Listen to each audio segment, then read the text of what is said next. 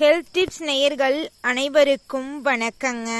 நம்ம இன்னைக்கு இந்த வீடியோ பதிவில் எதை பற்றி தெரிஞ்சுக்க போகிறோம் அப்படின்னு பார்த்தீங்கன்னா, நம்மளுடைய உடல் நலத்துக்கு மிகவும் அதிக அளவில் பயன் தரக்கூடிய மாதுளம்பழத்தில் இருக்கக்கூடிய நன்மைகளை பற்றி தாங்க விரிவாக இந்த வீடியோ பதிவில் நம்ம தெரிஞ்சுக்க போகிறோங்க.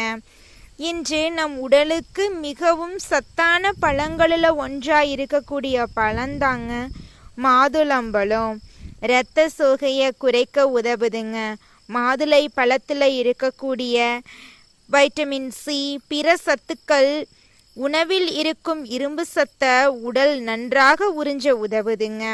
இரும்பு சத்து நிறைந்த உணவுகளோட மாதுளை பழத்தை சேர்த்து சாப்பிட்டீங்கன்னா கூடுதல் பலன் உங்களுடைய உடலுக்கு கிடைக்குங்க. மாதுளையில் இருக்கக்கூடிய ஆன்டி ஆசிட்டுக்கள் அதிகம் உங்களுடைய உடலுக்கு நன்மையை தருதுங்க.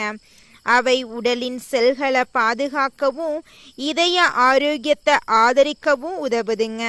வைட்டமின் சி, பல தாவர சத்துக்கள் மாதுளை பழத்தில் இருக்கிறதுனால உடலின் இயல்பான நோய் எதிர்ப்பு செயல்பாட்டை ஆதரிக்குதுங்க.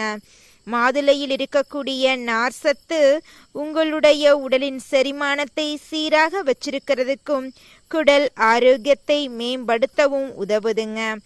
ஆன்டி ஆசிட்டுக்கள் சரும செல்களை பாதுகாக்க உதவுறதுனால ஆரோக்கியமான சருமத்தை பராமரிக்க உதவலாங்க.